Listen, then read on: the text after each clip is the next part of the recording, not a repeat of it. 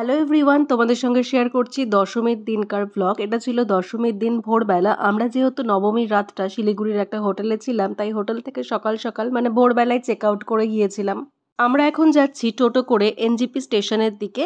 NJP station থেকে আমাদের Vande Bharat train আছে, যেটা কিনা সকাল 6:10-এ ছাড়বে, আর সেটা করে আমরা যাচ্ছি গুয়াহাটি।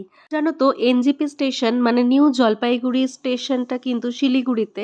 আমার এক পরিচিত কলকাতা থেকে যখন শিলিগুড়ি অবধি টিকিট কেটেছে আসার, তখন বলছে জলপাইগুড়িতে আমি নামবো। আমি বললাম কেন? বলছে লেখা আছে টিকিটে নিউ জলপাইগুড়ি স্টেশন এনজেপি।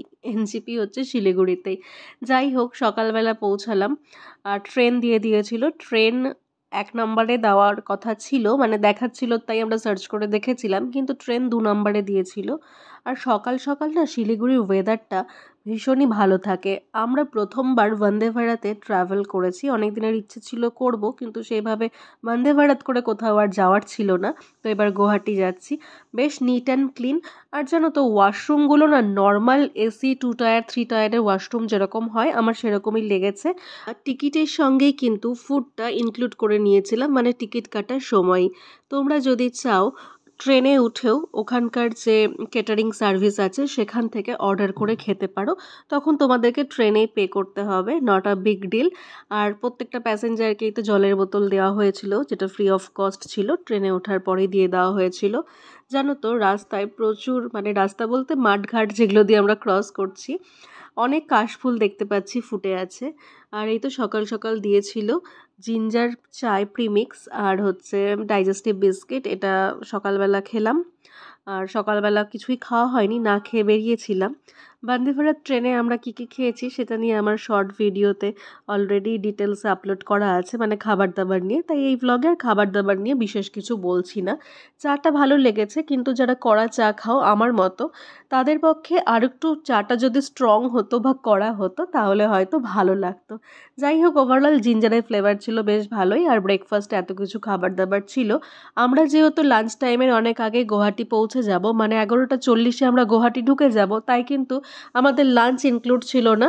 আমাদের এই ব্রেকফাস্টের আগে টি আর ব্রেকফাস্ট এই দুটোই কিন্তু ইনক্লুড ছিল টিকিটের সাথে। আমরা ভেজ নিয়েছিলাম, কেন আমরা জানতাম ননভেজ যদি নেই তাহলে অমলেট দেবেই। আমার হাজব্যান্ডের তো ডিম অনেক ফেভারেট, কিন্তু আমি ডিম খাই না। আর তাই জন্য আমি কিন্তু মানে ভেজটাই নিয়েছিলাম, আমার হাজব্যান্ডও ভেজ নিয়েছিল। তো বেশ মোটামুটি ভালো ছিল, হেলদি অপশনের মধ্যে। আর দেখো কি সুন্দর রাস্তার দৃশ্য। জানো তো, যত গুয়াহাটির দিকে এগিয়ে যাচ্ছিলাম তত দেখছিলাম এত কাশফুল ফুটে আছে, মানে মানে ধারণার বাইরে কাশফুল এত সুন্দর লাগছে না।